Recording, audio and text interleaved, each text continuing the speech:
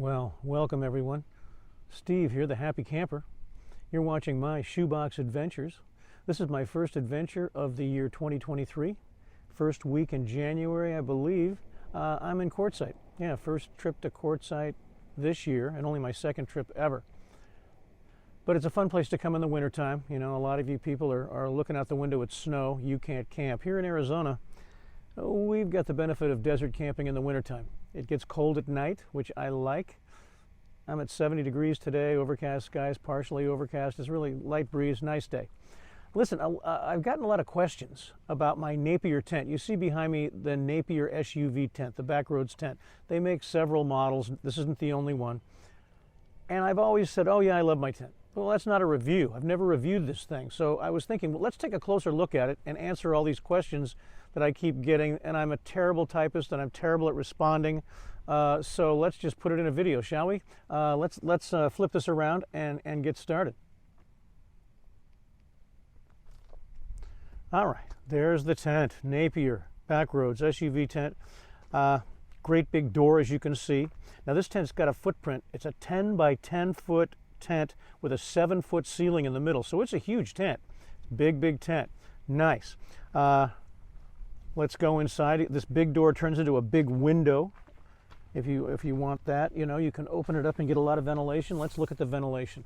Now here's what I've got in here. I hope it's in close quarters with this camera, but that is the window, and this will zip all the way down. You can see down here there's ties for tying it up, so it's not just laying around, but we can zip it all the way down and get, you know, and then it's a screen room. It's basically a big screen room. But what I really like about it, especially for cold weather camping, is you can zip this thing, I'm not watching what I'm doing, holding a camera in one hand, and oh God, I hope we got that. So look, it zips completely up, right? Completely up. So here's, you know, you can take it down, you can still have privacy, take the window down just a little bit like I have. So standing up, I can see out that window. I can look around, see what's going on, get a good cross breeze. But I can sit down. If I sit down here, God, I probably won't be able to get up. So if I sit down here, like now no one can see me. You know, there's walls. It's all walls, but yet I've got ventilation. Whoops, wrong button. Let me get up. So I really like that. I like that about this. And this is probably the biggest part. When you get up in the morning and it's cold, lots of tents, most tents, the roof of the tent, if you can see here, you know, I can hang something here. That's wonderful. But it's not a screen. There's no screen. Now there's a rain fly that's not on this tent. Okay, so it still needs a rain fly for the rain, but there's no screen here. It's not vented. So the heat, if you've got a heater, if you've got a, say you've got a Mr. Heater, a Buddy heater like that one right there. If you've got one of these or something similar, something that puts out heat, this is going to trap the heat much better than if it was just that the same stuff as the window. You know, a lot of them have this screen as the roof, and then there'll be a rain fly over that for the rain, but still the heat's going to just easily go out. Where here it gets amazingly warm in here, and I like that. I really like that. I never use the rain fly. I haven't tested this in the rain yet. I think for my application, I'm going to have to work on it because. I think, see, I attach it to the back of my runaway camper. You guys know I've got this little 4 by 8 foot camper that I sleep in, and it's got a back door so I can go back and forth. But up here where this sleeve connects to your vehicle, it's made for an SUV. So normally the SUV door would open up, right? It's a hatchback. So this big hatchback would be up here against this ceiling material, and the water would all go in that direction. Here, my runaway roof slopes down towards me from the center. It slopes down in both directions. And the rain's going to run under there. So I've got to rig something up if I want this to be my rain tent also. I've got to put pool noodles underneath the roof rack to squish that down tight, something. I've got to figure some way to keep water from running down this roof line here, because it's going to want to do that. You can see underneath there, you can see light coming through probably. Anyway, that's my big issue with rain. I'm not concerned about rain right now. I try to avoid the rain. It's been difficult lately. But what I like about this is it gives me a living room. So you can put this on the back of an SUV, obviously. You can put it on the back of a minivan. You can put it on the back. I've seen people put this on the back of a teardrop trailer. Now the teardrops, if you're familiar, they have a kitchen in the back, right? The back hatch opens up and voila, there's your kitchen. Well, if you put this on the back of a teardrop, visualize that. So you've opened it up like a hatchback in a car, so it's going to work properly with this roof business. And now you've got a dining room, a nice place to eat and get out of the weather attached to the back of your teardrop camper. Now I've configured this different ways in here. Right now I've just got another cot. I've got a cot down here so I can lay down, I can sit down, I can put things on it, I can put stuff under it. You know, it's got space underneath. I can take this cot outside at night and lay on it and look up at the stars, which is really fun. But anyway, before I've had a table here, and on a cold morning last year, I cooked my breakfast in here on my little Coleman stove, and I had Mr. Heater going. I was in a t-shirt, and it was 31 degrees outside. So a big advantage to this tent. I like this tent. And it's a freestanding tent. This zips closed. As you can see, there's a zipper here, and this whole business that attaches to your car or your camper, you can close that off. So you can close that off, and now it's just a tent. Now it's a 10 by 10 tent. You can forget for a minute that it will attach to a vehicle. So it's definitely viable. Now, I've got, down here I like the carpet. I put a blanket down when I'm not wearing shoes, so when I climb out of bed at night, being old, seniors, you know what I'm talking about, I have to get up in the middle of the night. And so I don't want my stocking feet on this black plastic. I like the nice soft blanket. So I fold that out at night, and then I fold it back up so I don't walk on it in my shoes. That's why it looks like that. What can I say about this tent? It packs up fairly small. These are all the things I like about the tent. Let's talk about the things I don't like about this tent.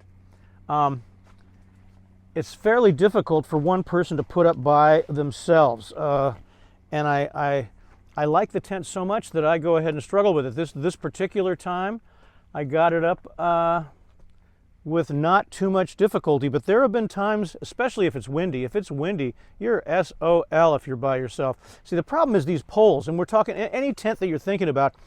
If it uses these kind of poles, see these section, right? It collapses down to a pile that's just as long as this one piece. So you put all those together. There's a bungee cord running down the middle of that pole, and think of how long this pole is. You can look it up, but if that is 10, if it's a 10 by 10 tent, corner to corner is more than 10 feet. Now you've got a 7-foot elevation. So this pole's going 7 feet up and 12 feet across, or I don't know how to do the math. That's a really long pole, and it's a heavy pole.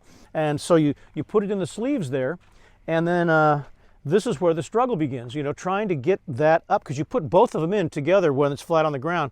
I was going to do a video. I tried to do a video of me putting it up, and I don't know how to work this camera. It didn't work for me. If I find that I can salvage something from that, I'll include it with the video. But that's the hard part. The hardest part is getting these poles up here and getting them secured on the ground, and then you're good to go. The first pole is the hardest pole because you're lifting the weight of both poles.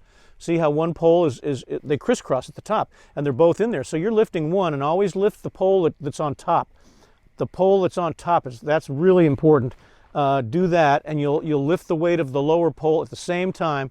And once you get them in, don't let it fall over, and then do the other pole, and then that's it. Then you're good to go. And taking it down, whoops, big rock. Taking it down is easy.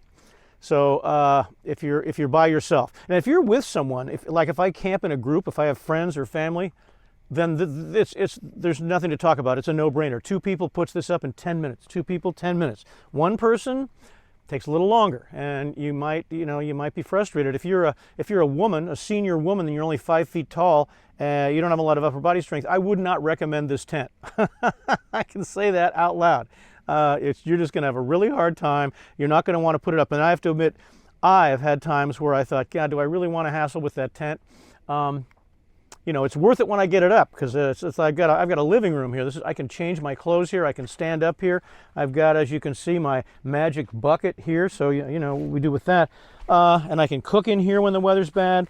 It changes everything, because people have also asked me, how do you do what you do in your runaway camper? Look, see, it's pretty small, So you can change your clothes in there. I can lay in there and watch TV if I set the TV up.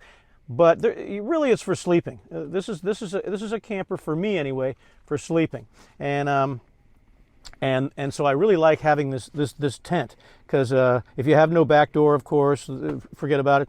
But minivan it would work, SUV it would work, and there you go. There's the Napier tent. The only thing I don't like about this tent is that it's hard for one person to put up. Other than that, whoops, a nice look at my surroundings here. Really like this quartzite thing. People are far, far away. Plenty of room. Beautiful weather for all of you that are freezing in the north. That's why 500,000 RVers come here. But anyway, back on topic. There you go. I put the ground cloth under it to protect the bottom. The last thing I want is to poke a hole, a rock to poke a hole in the bottom of my tent. That's the main reason I put that down. It's also another thermal barrier, you know, because there's cold that comes right up through the floor. And there's nights get pretty chilly sometimes. I will not be cold when I'm camping.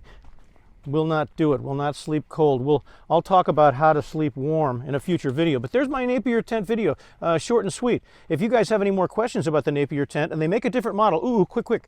They make a model, and I don't even know what it's called, but it's blue instead of green. And it's 9 by 9 instead of 10 by 10. It's not quite as tall in the middle, and it doesn't use these long poles. I didn't find out about this tent until after I'd gotten this one, but it wouldn't have mattered, because the one drawback for me, as you can see, my kitchen's on this side of the camper. This is the passenger side, right? This is where all the action is on my camper. This is where the passenger side. The other tent, the blue one that I think is easier to put up because of the way it's made, and it's a slightly smaller, it's got a door over here. You know, the main door is on this side. Well, for me, that wouldn't work. I don't want to go out the back door and walk around 500 times. So that doesn't matter. But for you, you might not have to have a door on this side, and you want to look into that one. I think it's, of course, costs more money. But the pole design is different. There's a hub in the center of the top where you plug in aluminum poles. And I think for a single person, that one is easier to put up, and you might want to look into that if you want one of these, but you don't think you can handle the putting it up. God. All right, enough of that. We've covered the Napier tent. I hope that was helpful. Love the tent, you know, just hate to put it up. Taking it down again, no problem. Well, listen, I'm gonna close it, make it quick. Before you click away, don't click away. Remember, if you haven't already done it, like and subscribe, all right? Help me out here. And I'll be coming out with some more videos. I know they've been slow and far apart, but I'll see what I can do about that. Until the next one, happy camping, everybody, and thank you. Bye-bye now.